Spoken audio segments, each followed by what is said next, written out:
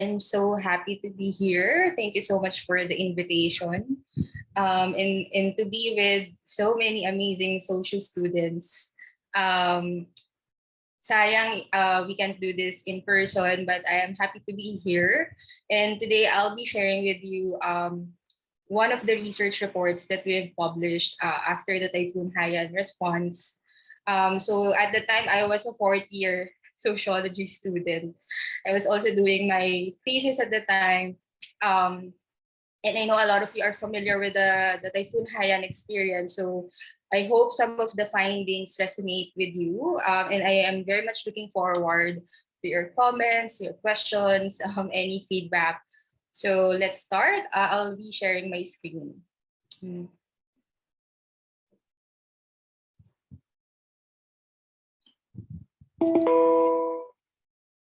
Okay.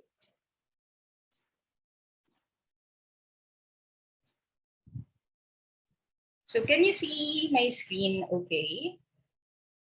Yes, ma'am. All right.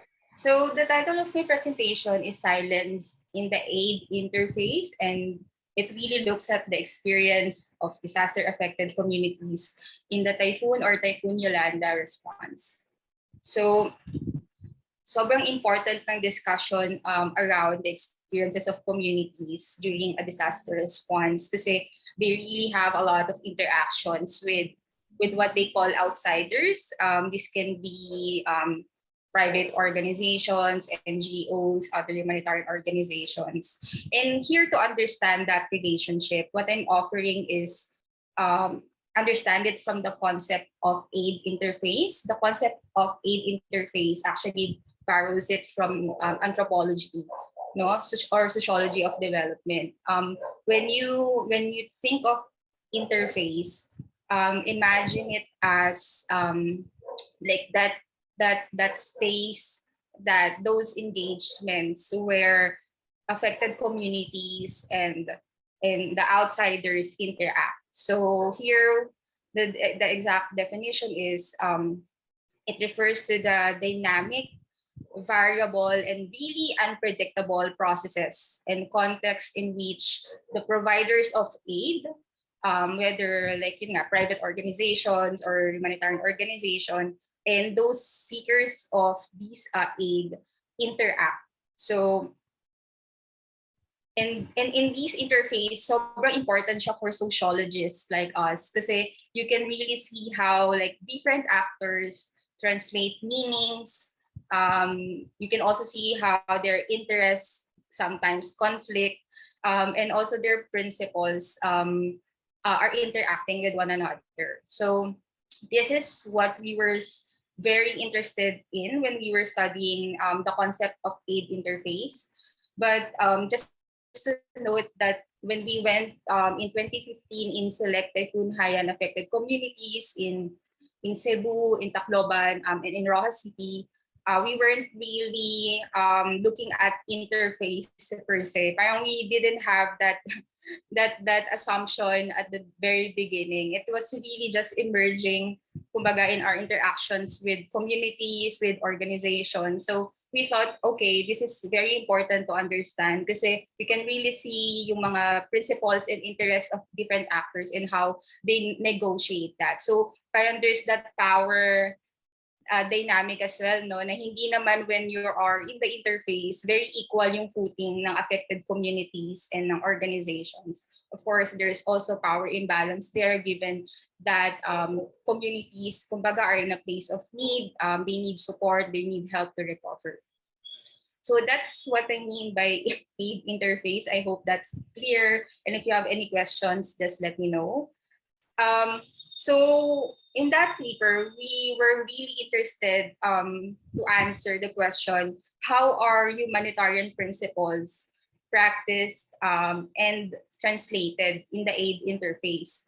So when you talk about humanitarian principles, in the humanitarian circle, they call this yung principles of impartiality. So when you go to like an affected community, you should be impartial.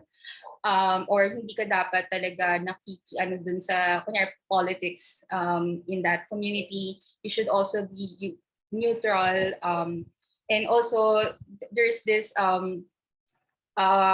commitment to humanity and serving the most needy. So those are among the principles. So we wanted to see how that is being practiced in the aid interface. And another question we had is, how do communication platforms like social media, ano pa ba, text messaging, etc., shape accountability and participation in the aid interface? Again, too many loaded terms. But when I say accountability, it means that parang paano ba nagagamit or paano ba nakakatulong yung kunyari yung mga communication platforms for disaster affected communities to hold these organizations into account, no, sa mga decisions nila, no? Parang hindi ito, kumbaga yung mga actions nila dapat hindi basta-basta tinatanggap lang. There is this assumption that affected communities can challenge those decisions and those practices through the communication platform. So side note, at the time when we interviewed over 260 people, I think. Sorry, I can't remember. This was 7 years ago. Ang dami nilang practices in relation to the use of communication platforms. So may kita mo rin yung intergenerational dynamics. So may mga matatanda na they prefer yung letters, may mga bagets na they prefer interacting through social media. So I'll talk about that later on. So those are the key questions that I'll answer today.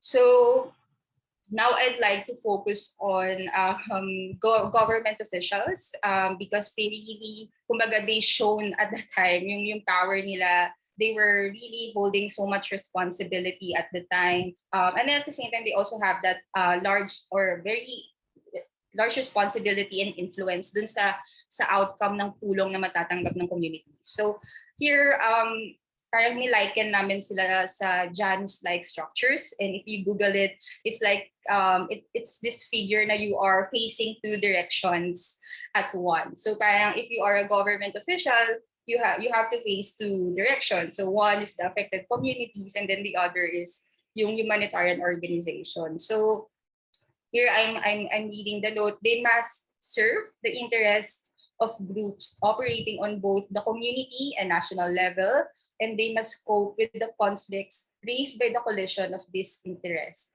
So again, when you're facing two directions, it doesn't mean that you are dealing with the same kind of interest. So kung iba yung, as alam naman natin na minsan iba din talaga yung priority ng communities and iba din talaga yung priority ng outsiders. So here we were interested dun sa paano nila tinanggap yung responsibilities and burdens to broker better quantity and quality of aid for their communities. And paano rin sila nakipag-interact, nakipag-engage sa humanitarian agencies, and whether the quality of engagement is desirable from the perspective of the affected communities.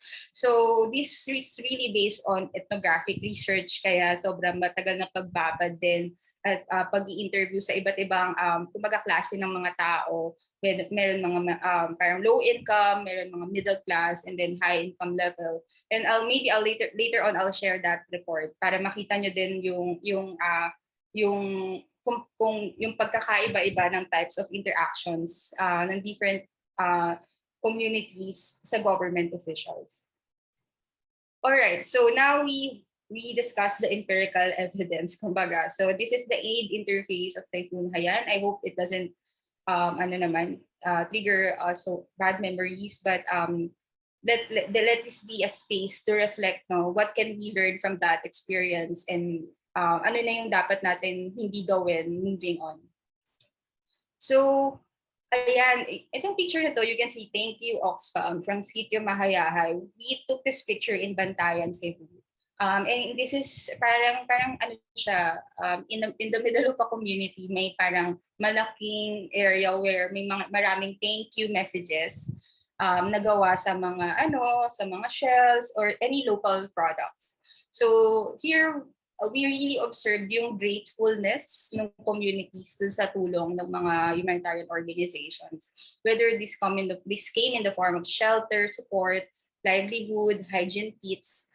Pero kahit thankful sila, if you listen to them intently, you would notice na sobrang thankful kami. Pero parang may nakasunod na pero dapat ganito yung ginawa nila or dapat sinunod nila to or something. So that's what I'll discuss later on. So here we saw different types of engagements, no. Kapag nakipag-interact ang humanitarian organization sa community, hindi sila pare-pareho. So may mga communities na may mga organizations na totally dependent sa communities. Meron namang organizations na minimally dependent, and meron ding organizations na talagang independent doon sa engagement with the community, and later on I'll explain.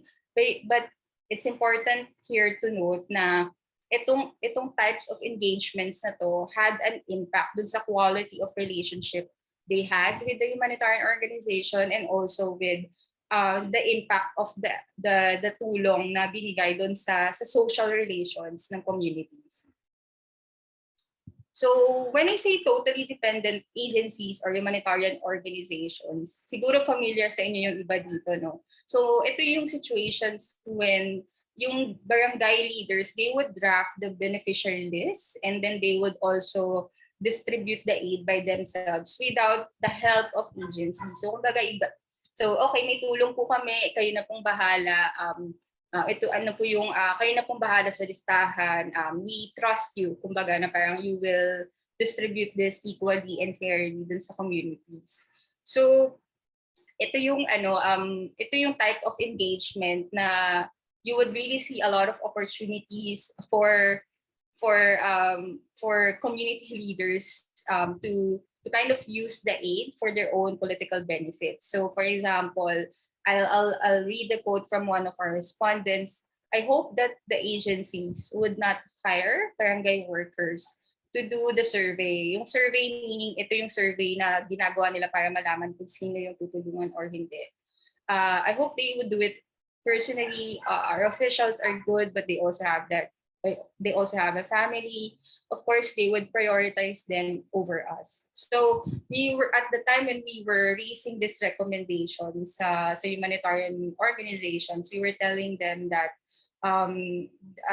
of course kailangan ng tulong, but you really have to be very reflective dun sa parang paano ba nakaka-impact yung tulong na yun pagdating sa political influence ng barangays, because at that time we had select communities within a barangay na na-exclude sila from aid because hindi yan kapartido ni barangay leader. So there was really that power dynamics at play, and we really wanted humanitarian organizations to be very wary of that.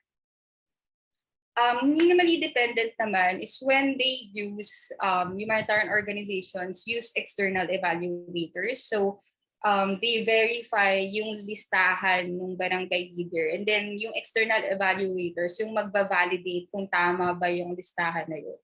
So this was really preferred by communities kasi they reduced the anxieties and yung inggitan that kasi they see external evaluators as more independent, as fair. So kumpara dun sa barangay official nila. So for example, I will quote one of our respondents who said agencies should monitor the process. So for example, they should be here distributing so that they would know if the ones who receive the help are worthy of the help. Because there is really no system here, especially kapag, di ba, pag kakabagyo lang, there is no NGO that monitors. So it is the barangay that does it all. So it was really important to have that external evaluator because nalilesen niya yung kumbaga political influence ng mga leaders, and at the same time na-assure sila that the process is fair.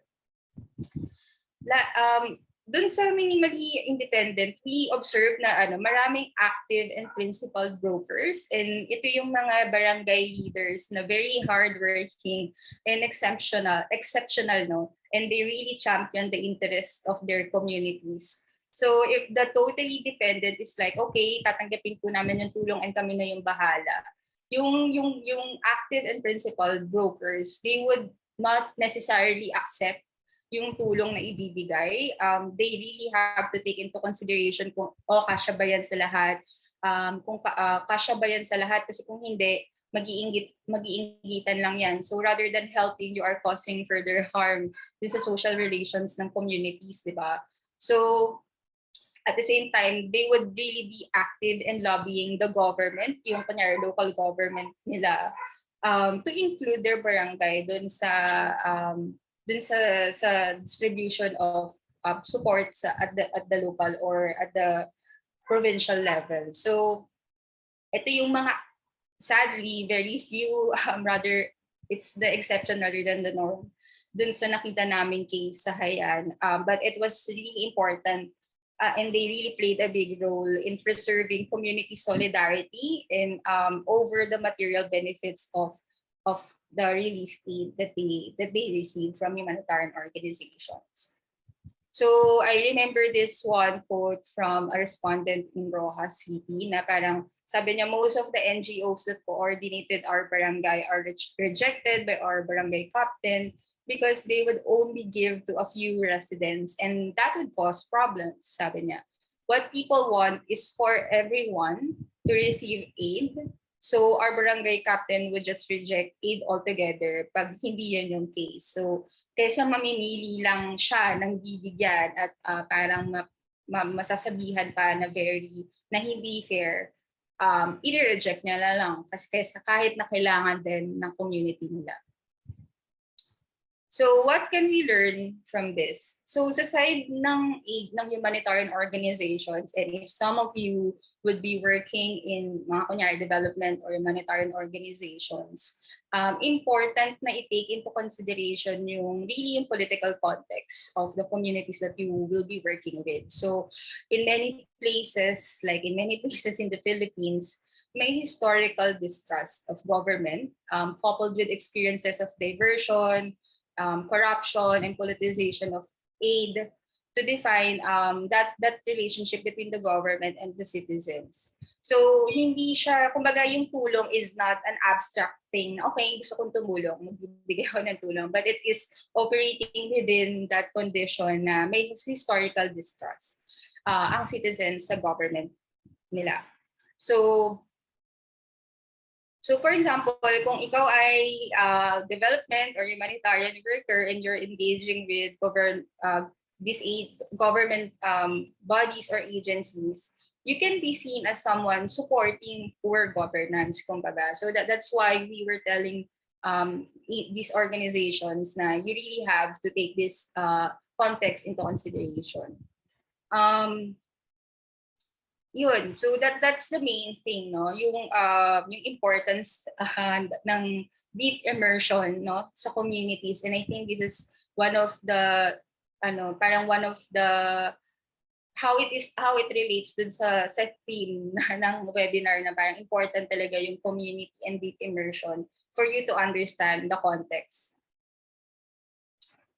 So yung kanina binanggit ko yung accountability and participation, no, and important yun sa humanitarian organizations because gusto nila na yung communities have that power to influence their decisions. Kumbaga hindi lang sila yung nakikita ng organizations na yung communities have this agency and power to participate in how aid is going to be structured, how aid is going to be distributed.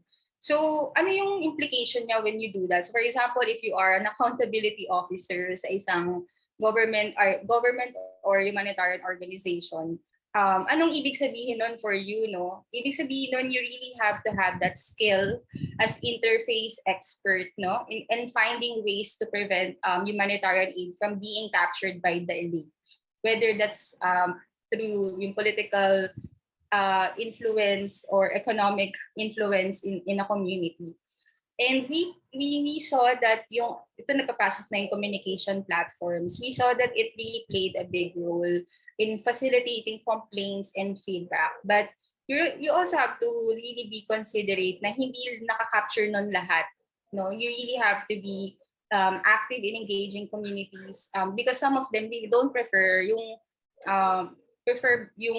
face-to-face communications than yung text messaging or social media. So number one is the skills, and number one is suitability ng communication platform to receive yung feedback and complaints.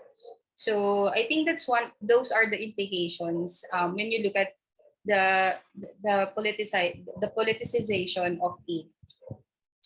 So these are some of what I mean by yung mga social ay mga communication platforms. For example, here they would have like this contact information na if you want to reach out to them, meron silang mga contact details. And this was taken in Leyte in the aftermath of Haiyan. And maraming iba't ibang maraming telephone numbers.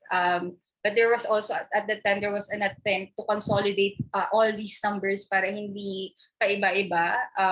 But still, it wasn't about consolidating the numbers, but it was about understanding kung nag-fit ba yung type of communication na yun doon sa context and cultural expectations ng communities. Because again, they preferred face-to-face communications over yung mga text messaging.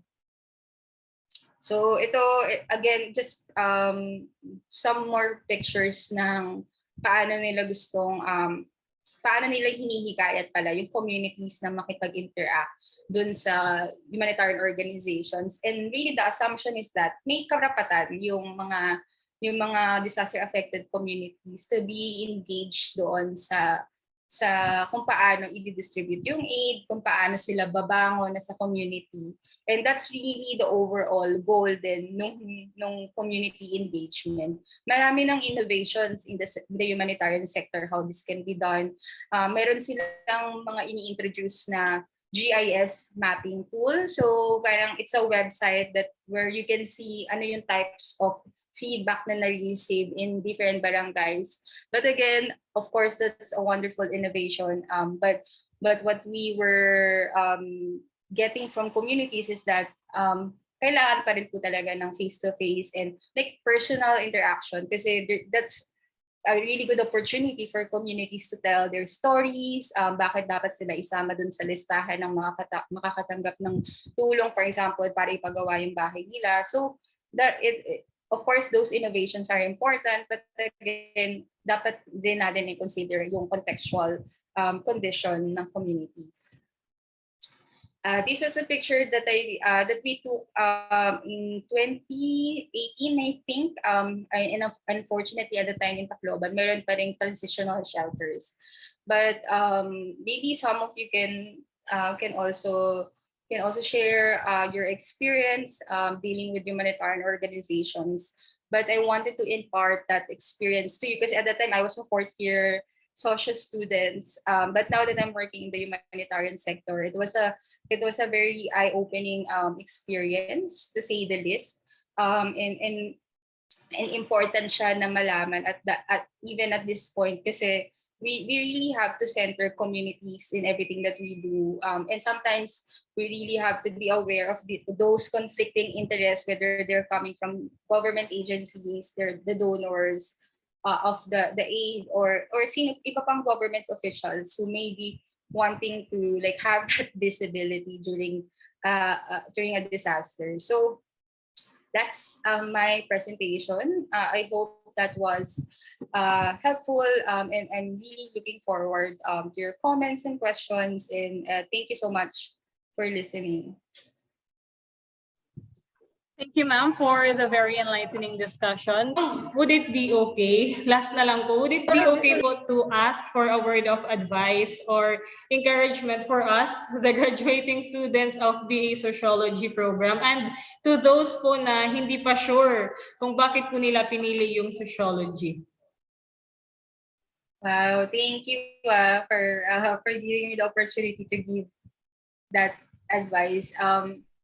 I wish I could say that it's all butterflies after graduation. But again, being a sociology student, you are equipped with all those theories and skills and knowledge, no, that you can really use wherever you are. I guess that's one of the strengths of the discipline, no? Parang hindi siya mauubusan ng paggagamitan talaga. Parang there's always something that that is useful wherever you are, whether in the government, in the private sector, in humanitarian sector, or if you decide to teach. Ang daming opportunities. And I think you really have um, parang to remember that na as a sociology student, ang dami mong pwedeng offer to anyone who you will be working with in the future. And it's a matter of you knowing yourself na parang what can I really offer, and also and knowing that because you have a lot of things to offer, there are also a lot of opportunities to learn kapag nandun ka na sa kumbaga outside world. I mean, parang it's mamimiss mo rin yung sociology classroom because there's in our classroom maraming opportunities to reflect and think. Sometimes in the workplace you don't have that opportunity to step back and to just think and reflect. So to cherish this moment is what I'm trying to say. That you are still in the classroom, you have that opportunity to learn and to discuss and reflect. Because once you are in the outside world na, sinasabi nila, parang, ano na yun, hustle after. Ayun, I hope that sociology is really useful for you, no? The same way that it is empowering for me. I really highlight that sociology background because sa humanitarian sector, because it's a very interdisciplinary field, and really make sure that I bring with me those perspectives and skills na natutunan ko sa sociology as a discipline. I hope that was helpful. I can't assure you na madali after, but you have sociology as something that you can anchor, 'di ba? Na pwede mong gamitin as anchor. So hindi ka malulost kasi you are equipped with that. Yun. Thanks so much for inviting me. I also learned a lot from your questions. Super engaged students. Grabe, I'm really sure magagamit yung sociology. That's one thing that I'm sure of. Hindi ako sure kung ano yung magiging, parang saan kayo mapupunta. Pero yung sociology and its usefulness, that's one thing that I can really say na talagang magagamit nyo yan wherever you are. Thank you, ma'am.